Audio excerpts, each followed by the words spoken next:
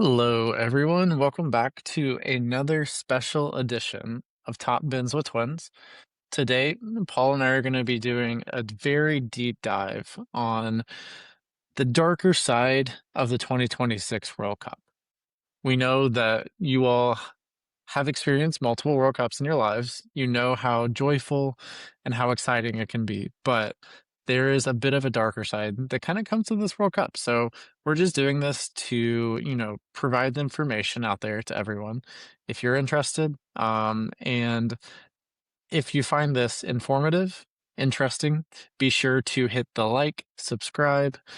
We have a couple more episodes coming out in the series of World Cup videos we're doing.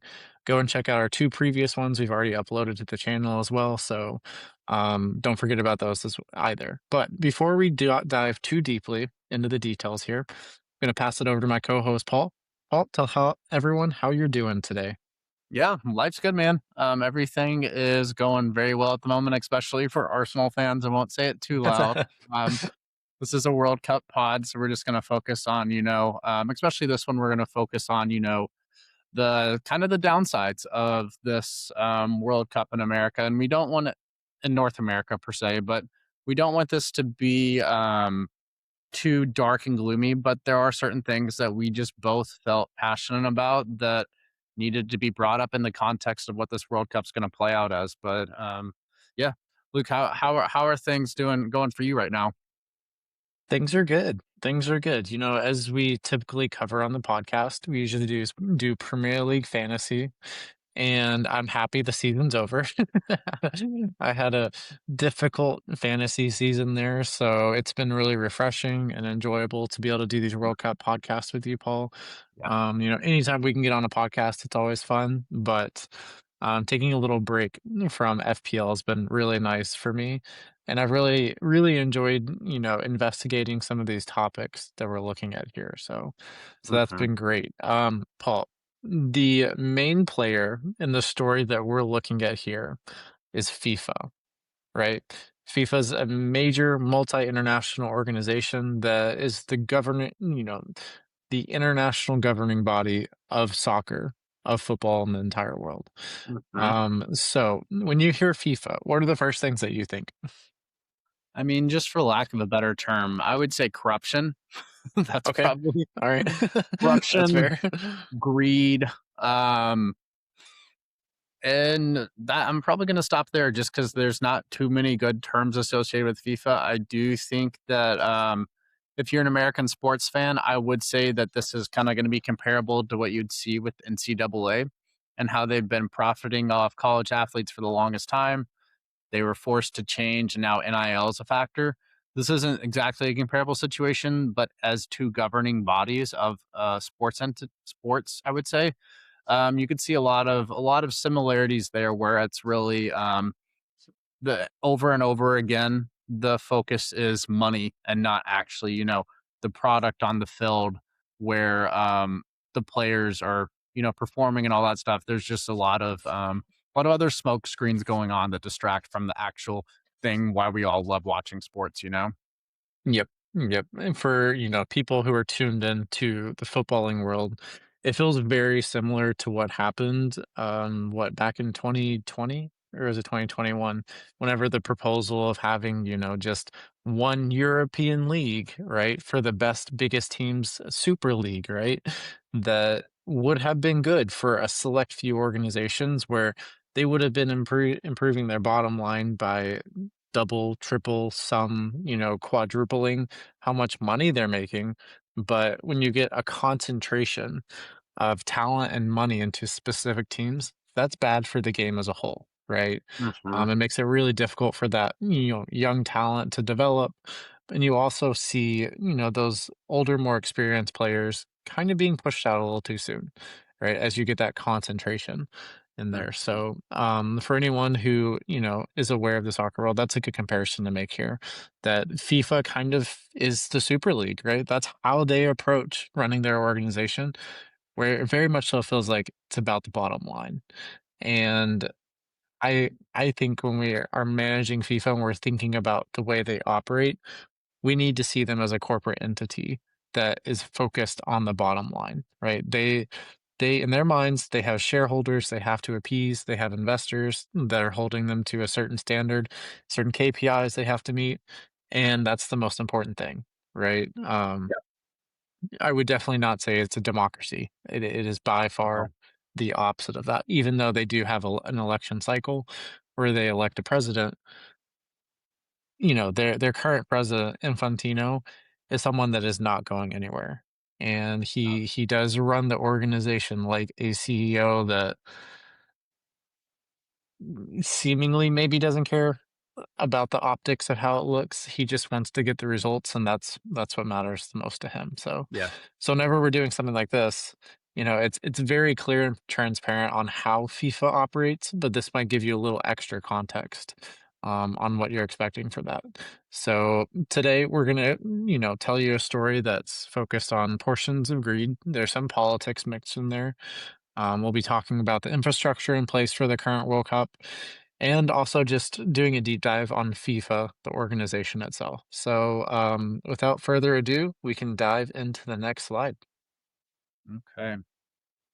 So, because this is going to kind of be where we're focusing most today, you can see it's going to be, a little bit on transit and infrastructure, just kind of where those prices are. And like Luke was saying, where the greed kind of steps in to really change things. Because, when we think World Cup, we think open, we think things are easy to get to.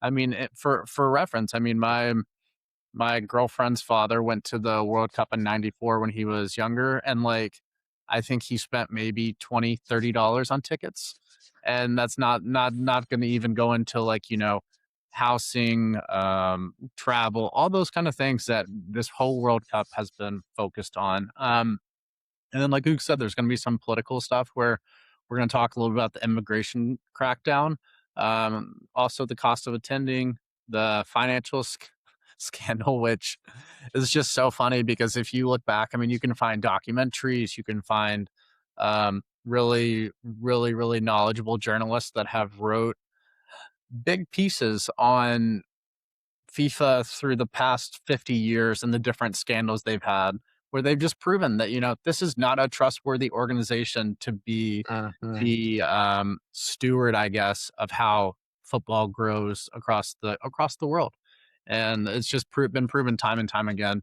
And then we'll also focus on a little bit of the Americanization of the World Cup, which as two Americans, I can tell you we don't want. We we don't want a halftime show. We We don't do not. want we don't want the political stuff involved. We don't want the culture and the openness of the World Cup to change. So we'll be talking about that a little bit. And then also just kind of the verdict and kind of just different things associated with the problems that we're seeing here in this World Cup. But yeah, I mean, Luke, anything you want to add to kind of what we're going to be touching on today? Yeah, I think you summed it up all really well, Paul, right? Because all of these bits and pieces we'll be talking about, they are important when we're looking at it as a whole, right? When we're looking at the entire experience that an individual is going to have going to the 2026 World Cup, each one of these little pieces we're going to address, those are playing into the bigger picture of, okay, well, if it was maybe, let's just say the infrastructure was questionable, but tickets are going to be really cheap. You're going to have a great experience. There's no fear on, oh, well, I know what this World Cup is going to be. It's going to stay true to what it was in the past. Yeah. That's the problem here, right? When you have all of these different things that we're worried about and very concerned about going in the World Cup, that it casts a lot of doubt for people. And we wanted to make sure we focused on a wide range of topics because it feels like, the cost. That is one of the main things that a lot of people are talking about, but there's also a lot of other stuff going on too. So, um, yep, I think you summed it up really well, Paul, and we can just go ahead and go into that very first example we're going to highlight Yep. here. Yeah. And I think the what we're going to answer here is what does it cost? Like what is the big cost we're getting at here, Luke? With what's it going to be if you want to go to the World Cup at the moment? Yep. So the big thing here, right? We're going to talk about transit and infrastructure. And within that, there's a lot of chaos, a lot of misinformation, a lot of, you know, states, regional governments, then feeding into FIFA, which is an international organization that makes things very complicated and very intricate. So let's just very much so simplify this, right? The normal price for a ticket for surge fare, right, to get to MetLife Stadium, leaving from Penn Station, is normally $12.90. Mm, Initially, it was announced as that being $150, right? After political pushback, right, from people attending the World Cup and just general fans of soccer as well, that has now been lowered to about $98 as of the recording of this podcast. So that means that it's still 7 times the cost of the standard fare. yep. Where this is coming from, it seems like, is that a lot of these, or no, not organizations, but a lot of these entities within state governments signed contractual agreements with FIFA back whenever the World Cup was, they could have signed these 4, 5, 6 years ago, right? And they were pricing in how much it would cost for transportation for FIFA giving them money, right? So on one end, you have a state organization that's saying, okay, well, FIFA is going to give us, let's say, $15, and we can allot that for transportation for one individual. Mhm. Turns out, with the way that things have been priced now, they can't cover that transportation. So that's why they're jacking up these prices because the states are like, we're not going to pay for that themselves. Like they don't want their taxpayers to be the Yep, ones on the hook to pay for the World Cup. and rightfully So they've so. upped the prices. It's understandable, but FIFA on the other side is saying, well, we gave you the set amount. Don't be price gouging. But it's really not price gouging from my perspective, the way that I've looked at it, right? Because it feels like these state entities are just doing what they can to try to take care of their taxpayer. Yep, Where the impotence comes in, and I think where the big issue is that FIFA could work with them on this. And it really feels like they have no intention to do that. FIFA very much so is of the mindset that we signed this contract, this is what you're getting. There's no flexibility there. So what we also are seeing is that states like New Jersey, who are hosting World Cup matches, they're telling their residents and people who commute to work, they're telling them to just not come into work for certain amounts of the day so that that will decrease the strain mm, on public transportation. And it's really, really, really difficult situation for all these individuals. And the thing is that across the board here in the United States, every state, every regional government has handled this differently. There's no blanket strategy across the board. So that makes it really difficult for everyone, right? Let's say you're going to a match in New Jersey and then you want to go to a match in Atlanta, right? Hypothetically. Well, you might be paying $90 for purely the ticket in New Jersey, but maybe in Atlanta you paid $10. Maybe it's $15, right? And that is, with the current price of tickets, that every dollar is gonna count for these people, except for, the people who really aren't concerned about money at this point, but that's not a lot of people in this situation, right? So what this has done, this has led to a lot of pushback from the international world, from the footballing world. There's a lot of memes running around on the internet, right? It's something that's without a doubt, in the subconscious of football culture at this point. And for a lot of these, European, South American, wherever it may be, if you're used to a community-based club system, right? You're used to being able to get on a train, hop off, you walk a block, and you're there at the stadium, right? Well, mhm, here in the United States, we have some stadiums that you have to take a car to get there, right? There's no public transportation that will actually get you there.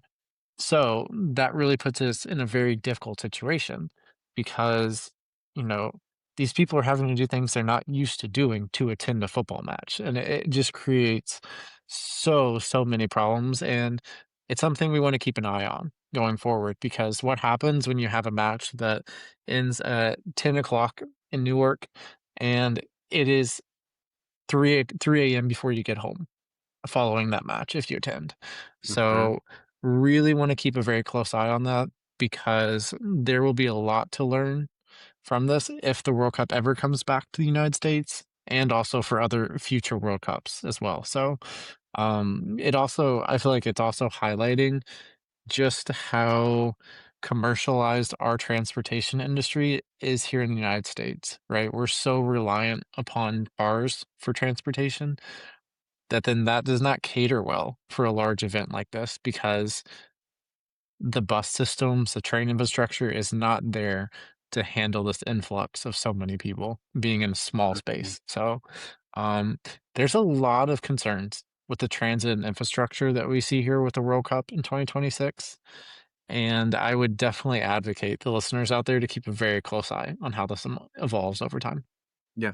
Yeah, I totally would too, Luke, and Yeah. another thing too, like, just to add on what you were just saying, which Yeah. is all Hmm. very relevant, for those car-dependent venues, which is gonna be a majority of the situations you'll be in the US and the World Cup, you're gonna see that those pricing, for the parking, that is going to it's insane. I think I saw numbers of, like, 200 to 300 just somewhere in the ballpark where, like, they know that people are gonna have to park to attend these matches, or maybe they'll get Ubers. That could be a Hmm. possibility as well, but, I mean, getting an Uber after one of these matches near one of the stadiums would be a Yeah, nightmare. it would be a nightmare, and I It would be think an absolute nightmare.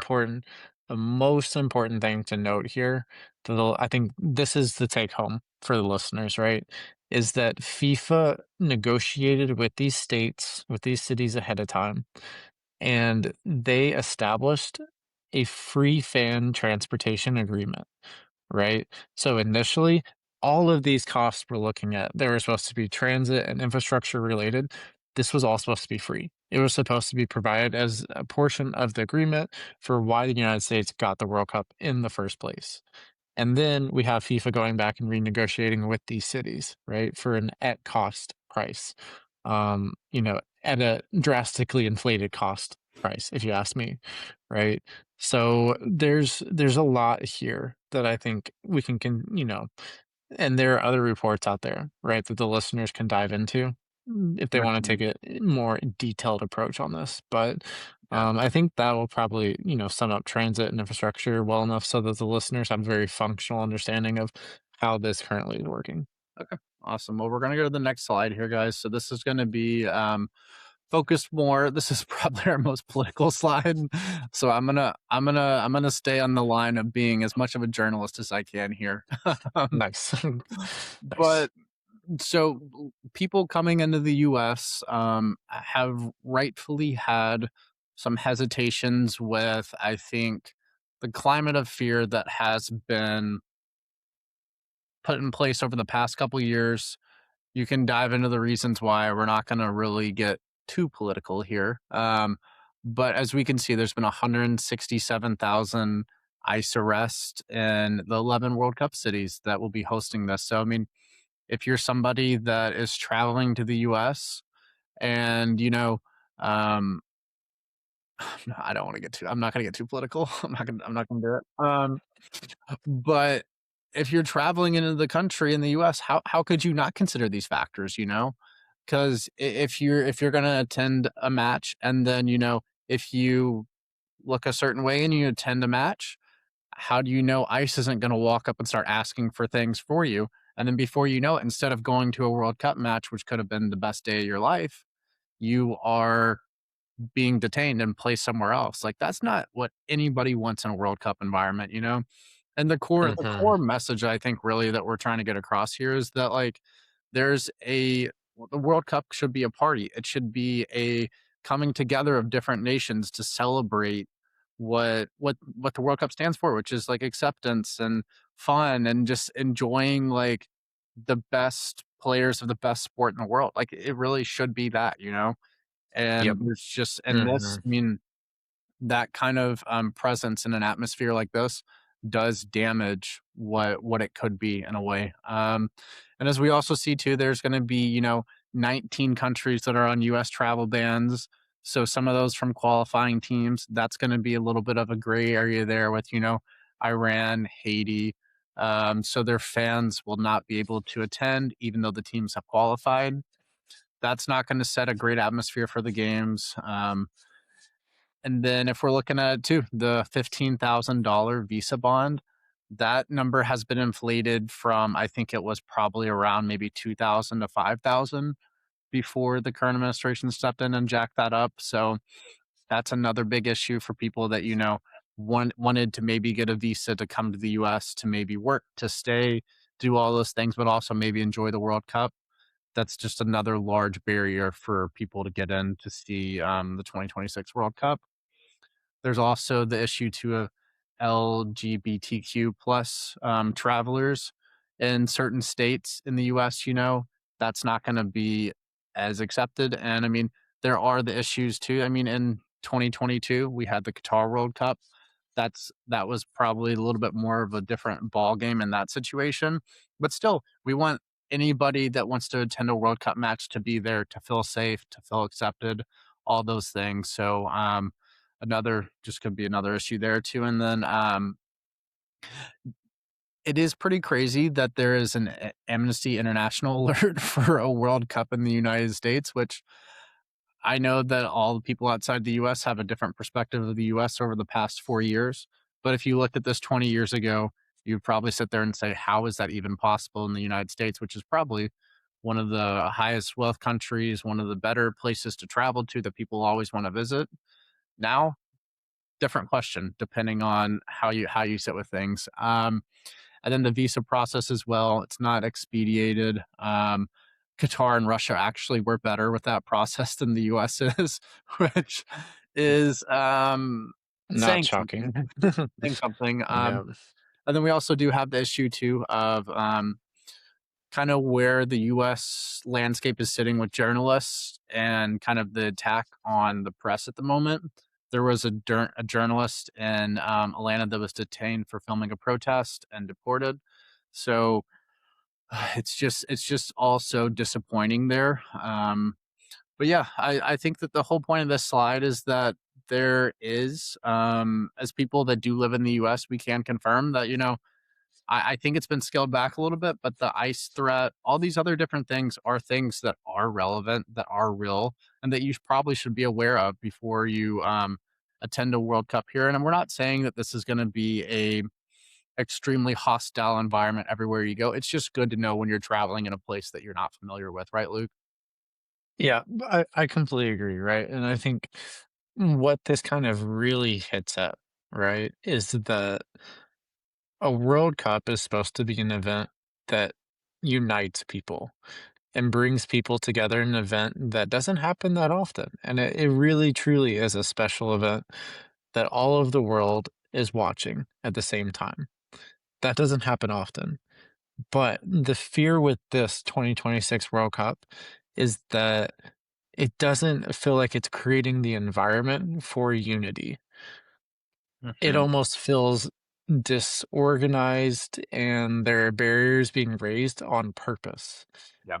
is where a lot of people have been going, because FIFA as an organization could be doing more to try to make sure that this World Cup was a situation that very much so unites people, allowed the United States to be put on a stage as a place that is seen as open and inclusive, and you know everyone wants everyone to be respectful and mindful while being here. That's a given. But it feels like there is a certain overarching shade to the way that this is operating that just does not sit well with a lot of us. Yeah. And with the current political climate of the United States, that just exponentially makes this all worse too. So, Mhm. um, you know, if you are traveling to the United States, we would just advise to be as intentional, um, and just be careful as you're traveling. It is truly a great place, right? The United States is an incredible place. There are so many welcoming and open-minded people here that will be very excited to interact with you, to host you, to show you the best time possible. But just try to be mindful of your surroundings while you're here, and also try to have a good time as well. So, Yeah, yeah. absolutely. Let's go. So like, the next thing we're going to look at here, kind of just like the cost of attending and why it's pricing fans out. So let's hear about that. Yeah. And so for this one, cost of attending, it's going to be group stage tickets currently. And the important thing to note here is that FIFA has introduced what they call dynamic pricing systems, where you create a sliding scale based upon demand, and FIFA sets that demand themselves, right? So what has happened is they release tickets in pre-sale. People bought them, and then scalpers have drastically increased the prices of them. So that is very detrimental for a lot of the people here in the United States, but also for anyone wanting to attend. So looking at this, right, for a group stage ticket, as of now, it's 51 euros all the way up to 500 euros, and that can drastically exceed 500, right? This is just the floor, as I said, right? So there are a lot of tickets that are much more expensive than 500 euros. Yeah. Um, It's going to be really, really match dependent, right, Luke? it will be, right? Let's say we end up with, um, looking at the groups here, right? Whenever we get, the okay, I think like a match like Spain versus Uruguay, two very sought after, and well supported teams, those tickets are going to be very expensive. And then, whenever we look like France versus Norway, that will be quite the entertaining match when we've got Mbappe versus Holland. So I would expect the ticket prices for those to be very high. Anything in Group L as well. Like it's just across the board, there's going to be a lot of very, very expensive tickets that we'll see. And as we continue to progress throughout the tournament, right? So going from the group stage, and we enter the knockout round of the tournament, tickets will only continue to get worse, with that culminating up to the World Cup final. So this is base price. Um, this is not the resale price of these tickets. So as of now, it's currently around 5,700 euros for a ticket to the World Cup final, which Mhm. is just mind blowing, right? And then we factor in, looking at hotels; those are fluctuating around $300 to $800. Um, Transportation, as we talked about earlier, that gets crazy expensive. We're seeing somewhere between 7 to 10 times the normal cost of that travel and Yeah. transportation fare, which leaves the normal fan asking, why is this the case? Like you're being price gouged, but there's nothing you can do about it, right? Just Yeah. imagine how much on top of this, right? This is public transportation. Imagine how much Uber is going to charge or Lyft for a ride to these events. So, um, I think you'd be better off just buying a bike if you're nearby and then trying to resell it beforehand. So You're that not is wrong. a tip for the listeners. And maybe potentially one of the most egregious things that we need to point out, right? Um, Currently, each host city has a jersey they're selling, right? So it'll allow people to encapsulate what it feels like to be in that city. One of these days, it'll be a collector's item. And it really will be. But it's currently from each city being sold by FIFA in their online store for $375. Luke, but come in. Well, let's be honest. Like, if you've looked at those, look at those kits, they're not going to be collector items. They're going to be Fair, used. fair. Like, they're going to be thrown That's away very as soon as fair. people buy them and actually see them. They're hideous. I mean, they would make a good kitchen towel. You could easily get that for $3, Yeah, at the $3. dollar store, but, you know, that's just how FIFA is approaching this entire tournament. And the crazy thing is that there are people who will buy them, but as far as I'm concerned, I will not be. So, um, what this does is it really puts us in a unique juxtaposition, right? Because we've seen the United States president who has a certain reputation, right? where he is saying that FIFA has wild levels of greed, as usual. He also went on to say, and this is a direct quote, "Do they think we're moronic?" And finally ending on, "I wouldn't pay it himself." So, with that being the basis for where we're looking at these prices, if Donald Trump is saying that these prices are crazy, I think that's a good indicator for us for just how crazy these expenses are. Yeah. Yeah, that's So, that's a wonderful point, Luke. yep. Anything to add, Paul, on that portion? Um, I think the overall, hope that I have is that these ticket prices do kinda drop the closer we get to the World Cup, which I think there are some matches where the prices are dropping, and just that all these people that are trying to price gouge, that are trying to upcharge, um, a soccer fan's dream of going to a World Cup, I hope those people lose all their money. I will, and I don't think that's a hot take for anybody here that, one of the biggest problems in, America, obviously due to our capitalistic structure, is just the bottom line and the top 1% kind of ruining a lot of different aspects of stuff here. And I really do wish that they don't make any money off this because it should be something that's protected. It should be something that is, more accessible to the average person than just somebody that has the disposable income to spend, $500 on a ticket. That's nonetheless, if you have a family, like let's just say you're living on, say, minimum wage in New York, and you're like, hey, I want to go to one of the games.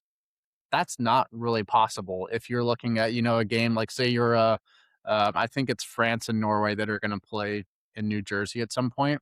Let's say you're a French supporter that's moved to New York City and like you're living on minimum wage. There's no way you can take your family to that match and I enjoy. mean, the answer to this, right, Paul, if you're someone in that situation, either you go into credit card debt or you just don't go, right?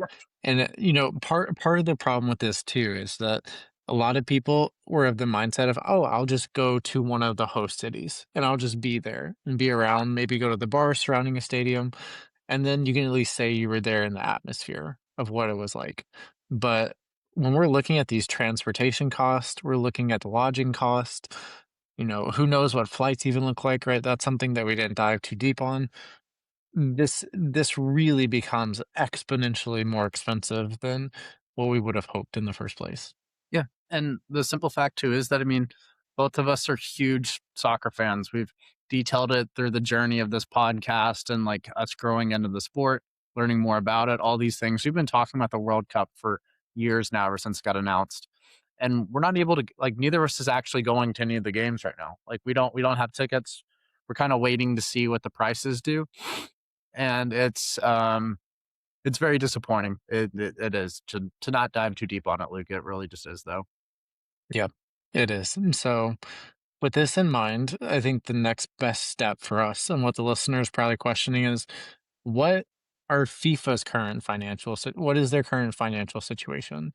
And that really, this is going to feed into the overarching frustration with this entire situation, right? So, what we did is we went through their annual financial report. These are the financials that FIFA has published. This was as of 2025. So it might be a little dated at this point, but there are forward projections as well. So we can very easily rely on this for a good source of truth. So what we want to note first, right, when we're looking at this. So FIFA's current total liabilities more than doubled in the past 12 months. And that makes sense, right? We can just look at these three bar graphs and we can see that playing out right there, comparing 2024 to 2025. I mean, current liabilities are even up almost 400%, which is a huge increase. Yeah. But why does that matter, right? Because current liabilities, so the money that FIFA owes in the short term, went from $1 billion to $3 billion in December 2020. So that went from 1.3 billion all the way up to 6.21 billion. Yes. in 2025, which is, like I said, a 380% increase. So all of that is really important to note as we're going through this, right? So another important thing to mention is their total liabilities. Total liabilities went from 3.2 billion up to 6.7 billion dollars. And this is a really, really interesting thing to focus on, right? Because the total liabilities are the money that they are owed. Um, why is this happening? It's because their equity is shrinking, but let's go into it a little bit deeper, right? This is not fraud or mismanagement of capital, right? This is something that a lot of corporate entities do.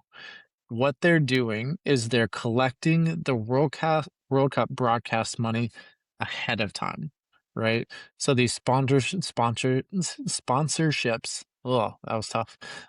Now you And the got it. deals that they signed these years ago, right? But that income they're receiving, they defer that, and they're not taking it all in one big lump sum at the very beginning of the contract, right? So it's deferred over years. And the way that you have to book that is it's booked as a liability on the balance sheet because technically they haven't delivered the final product yet.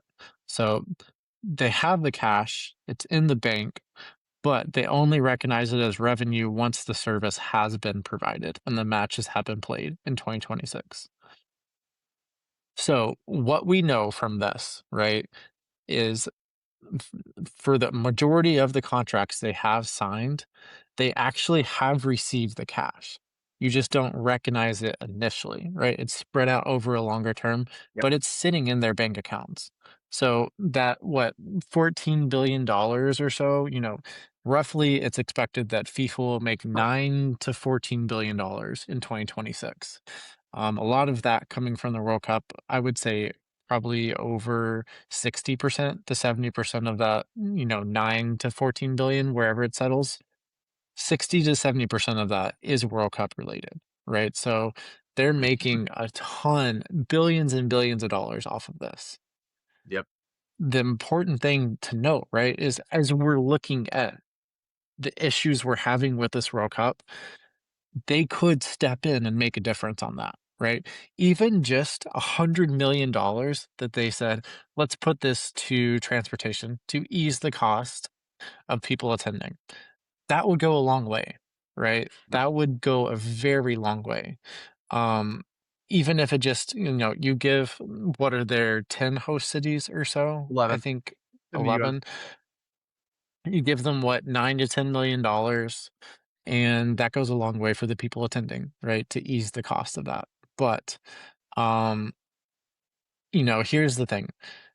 A bunch of these host cities are $250 million in the hole, and they're not getting any help at all. So let's go to the next slide where we can kind of dive into this a little bit more. Okay. So there is a collective shortfall across all 11 US host cities against FIFA's projected 11 to $14 billion in revenue for this very tournament, right? So a lot of people who are on the inside, they're saying this might be the worst deal in FIFA World Cup history, right? The negotiations that we went to with FIFA from a US perspective, deciding how much these costs were going to be and how much FIFA was going to share, it is on those negotiators, right? The people who went into this very naively and vastly underestimated the cost. Um, so we can look at that for one. But the important thing too is that the television rights and the money that FIFA, the rights for broadcasting these matches and the sponsorship revenue all goes to FIFA. There was nothing at all about cities receiving anything, any money from that deal. And I think that's potentially where they messed up, right? These host cities don't even have local sponsorship deals, right? So there's there's not a lot of money coming in to the surrounding communities as well, right? Let's say you're a mom and pop shop. and you have a we'll use Newark as an example. You have a Philly cheesesteak place right outside of Gillette Stadium. Well, you can't do FIFA associated marketing because you're not an affiliated sponsor. And that is a huge problem because it's screwing over every party involved except for FIFA. And that is a huge, huge issue that elected officials that were managing this process years ago did not do their due diligence and make sure that their surrounding communities would be taken care of as we were going through this World Cup. So, um, another big thing to mention too is that a lot of cities like to do fan fest, right? Let's say you're a host city. We'll go back. Let's say we're Atlanta, right?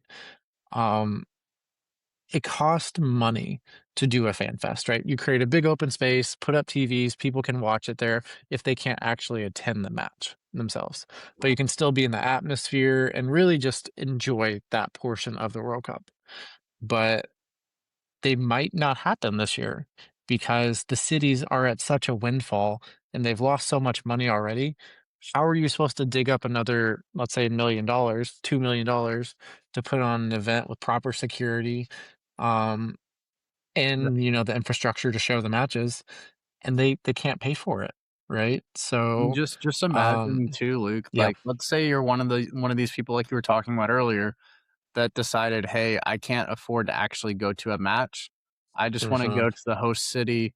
Kind of maybe you're a huge Argentina fan, so it's like, "I just wanna be in the same vicinity as these right, players, as other fans," that kinda stuff, and you get there and you realize, hey, there's not a fan fest set up. I'm sure you could find a bar, you could find a whatever situation. But those fan mhm. fests are some of the better experiences in the World Cup of just They going are, in there, yeah, finding that mhm, communal experience. I mean, yep. we are criminal attenders of the not criminal, that's the wrong word. We're serious no, oh God. Oh no. Oh no. We have attended a lot of Uh, Premier League fan fests in the US. that's better. That's far better. We're gonna cut that out of the podcast, and if we don't, apologies, for anyone out there. But No, like, but it's Paul, fun, you know? it is, right? It's a really good environment, and I think, the final thing to mention within this that we're looking at right now, like the corporate greed of this portion of the tournament is that for most nations that are hosting a World Cup, they usually have an elected committee that's in charge of organizing the World Cup itself, right? They're then going to the respective cities that are hosting, telling them how to manage negotiations, how to set up the city, how to prepare the infrastructure, doing all those things, right? It's an organizing and governing body that makes everything tick and makes the process a lot smoother. Well, there's no committee for this World Cup, right? No one is appointed to be in charge and be the single governing body for this World Cup. So that's why a lot of these cities were left in a position where they were out of their depth and they did not know how to manage negotiations and project out as they should have, right?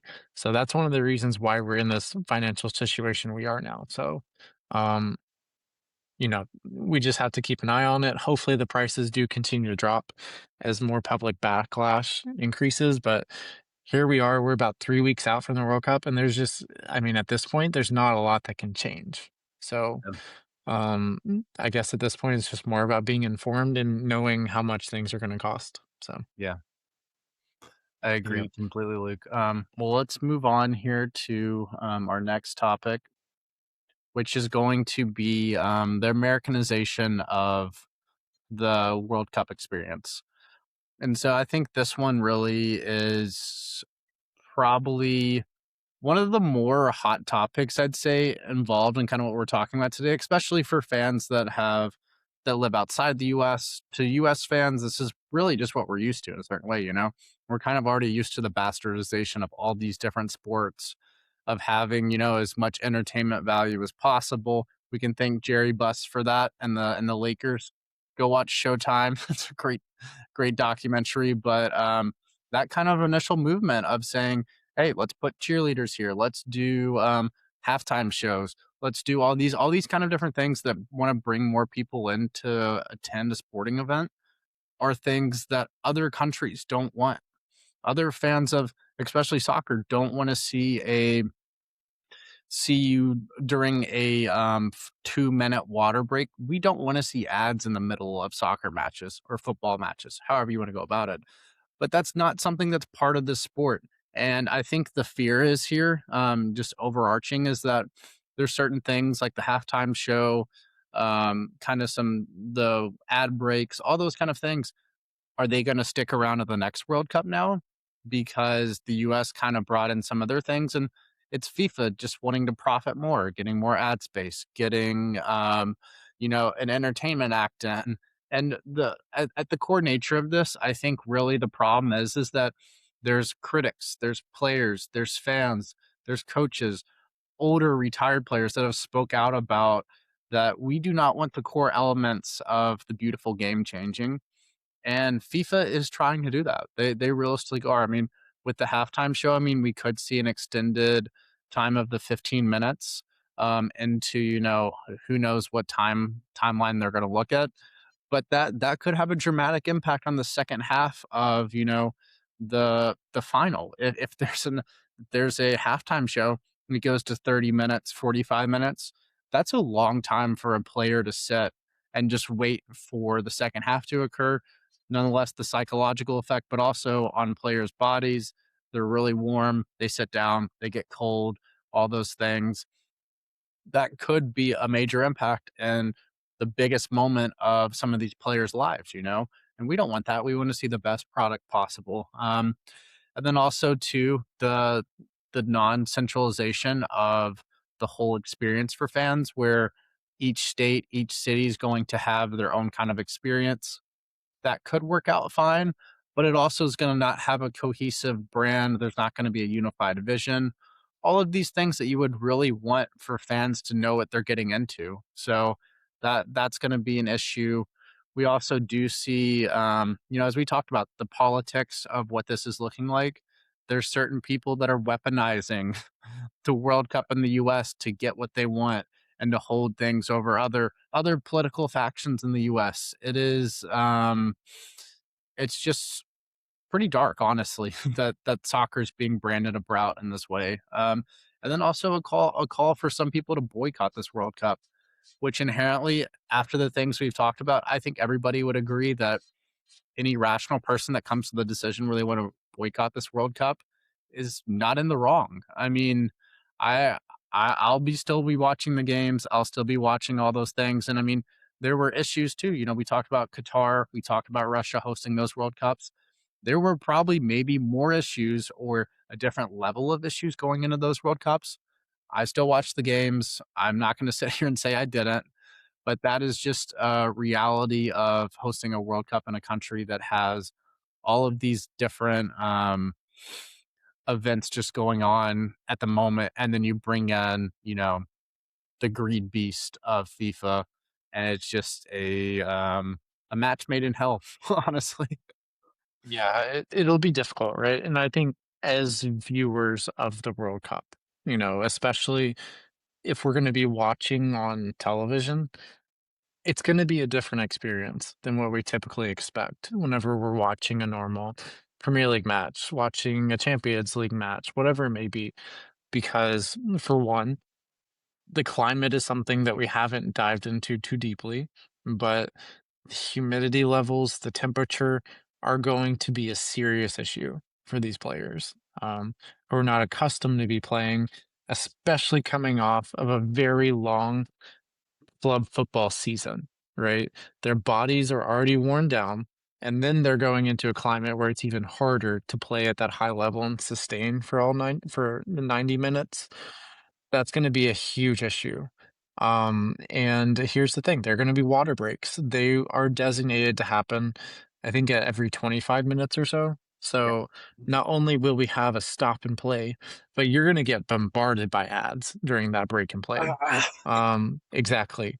Brace yourself because it's gonna be crazy. Yeah. And my thing is, I I have an issue even watching American sports at this point because you turn on an NBA game, Major League Baseball game, you're watching for about 5 minutes, you get into it, and then there's a commercial that lasts another for 5 for minutes, 10 minutes. right? So what I've done at this point is I just mute. As soon as something comes off, I'm muting the TV, I'm not paying attention. But it also you lose your train of thought, right? Like, you're not as focused on what's going on, and it really just decreases the viewing experience, and how much we can get out of it. So, yeah, I think you summed all of this up very well, Paul. Mhm. And the people who are getting to the point where they're calling for a boycott, I don't hold it against them because there's a lot with this World Cup that puts people in a place where you might it might be enough to where you start waving the white flag and say, "I Yeah. can't do it." No, I completely agree. Yeah. Well, so look, I think those are all the topics we have. We have a kind of just a little summary here for everybody just to go over what we talked about. So go ahead, Mhm. Luke. Yep. So this is one of those things that we don't want to do a podcast like this, right? But we felt it was necessary to talk about what is widely seen as the world's greatest sporting event. Did you get it? Sorry, got it. I got it. Um, it is widely seen as the world's best sporting event, right? There's so much passion, so much emotion evoked by these matches that it's something that you would tell your kids about, you tell your grandkids about being able to go to, but a lot of people aren't gonna be able to do that, and I fear that for a lot of these matches, we're gonna look at a stadium and there's gonna be 50% of the seats that are not occupied, or 25%, or whatever it may be, and those stadiums should be packed to the brim, right? It should be full, every seat should be occupied, because this is a once in a lifetime event, especially if you're from the United States where you can just go, the ease of access is very, very low. So I fear that this World Cup, the United States, the way that we've handled it, and the economic, political, geopolitical, all of these variables really makes me lean towards the direction of saying maybe we shouldn't have been chosen to host this World Cup because there are a lot of issues that are emerging right now. I hope that once we get into the brunt of it and the World Cup is going, games are being played, everything smooths out and everyone can just enjoy the matches, have a good time. But the devil on my shoulder is saying, "That's not gonna happen. It's not gonna be good." So, hopefully, the angel on this side wins out, and we see everything just go smoothly. Yeah. Yeah, I agree, Luke. I think I do lean more towards what you're saying that the US at this point probably does not deserve to host this World Cup. It is what it is at this point, you know. There's still some logistics being figured out, all that stuff, but this tournament is happening in the US here within the next month, and that's just the reality of the situation, and it does just make me sad overall as a American football fan, you know? There's so much growth in this country for where soccer, football can be, and I will dive into it on later episodes where we're gonna talk about the USMNT and other teams and kind of what we think is gonna happen in this World Cup, which would be a little brighter, a little more happy podcast than this one, but it does just make me sad though because this country does have so many great things to offer to people and it provides so many pathways, but we are in a very tricky time in this current climate where things things you don't think you should have to question, you do have to question. So, like we said, if you're traveling here, just be wary of the situation. Just get an idea of how you're going to get to and from places. A lot of these cities are safer places, but you are in a foreign place. Just remember that. But I still, even in talking about all this stuff, Luke, I still am excited for the World Cup. I think it can turn out to be a really good tournament. It's just, like we said earlier, we see the greed of FIFA kind of overstepping. And these countries, you're exactly right when you were saying it earlier. The cities should be given more money to kind of offset these things so that either their taxpayers or the people visiting don't have to pay like crazy price gouge fees, that kind of stuff. But that's the situation we're in. So let's hope that maybe some rational thought steps in and FIFA does something about it. I wouldn't hold my breath, which is kind of the whole thing we've been talking about today. I would be stupefied if they did actually say if they stepped in and helped with that. But yeah, I still am optimistic for the football we'll see in this World Cup, Luke. We will, and I agree, Paul. Like I want to look on this as positively as I can. I just think after looking into it, I have a lot of concerns. And that makes me a little hesitant, right, to say that maybe we did deserve to have this World Cup here. But on the bright side of things, this could be a springboard that really helps to launch the United States onto the really as a major player in the, international footballing world. So we'll see what happens. If you all have any more thoughts or anything that you thought we should have included in this, be sure to let us know. And the best way to do that is hop in the comments. First, leave us a like, subscribe, and then leave a comment to tell us Yep. exactly how you think we could have improved this and what could have been, what maybe we excluded and didn't talk about in this podcast. So, with that being said, I think that's going to bring us to the end of this episode of Top Ends with Twins, a very special World Cup edition. Mhm. Paul, any final thoughts for the listeners before we go? Yeah, if there's anything we didn't answer for you here, we have 2 episodes already out from this series. You'll be seeing a couple more coming out as well. So feel free to check out the other videos on our channel. And like Luke said, if you have any other questions, feel free to comment. Feel free to reach out to us over, either Twitter, Blue Sky. We have an Instagram too. All those things that I feel like I always say this, but we love the sport. We love talking about it. We love engaging in debate. All of it. We're here for everything. So if you just ever want to talk about stuff with us, feel free to reach out. Okay. Yep. Yep. I will completely echo that one as well, Paul. So, thank you guys for joining Top Ends of Twins. This has been a really fun episode to film with you, Paul, and I hope you guys enjoyed as well. So we will be back with you all soon to talk about potential World Cup outcomes. All See you right. guys. Thanks everybody.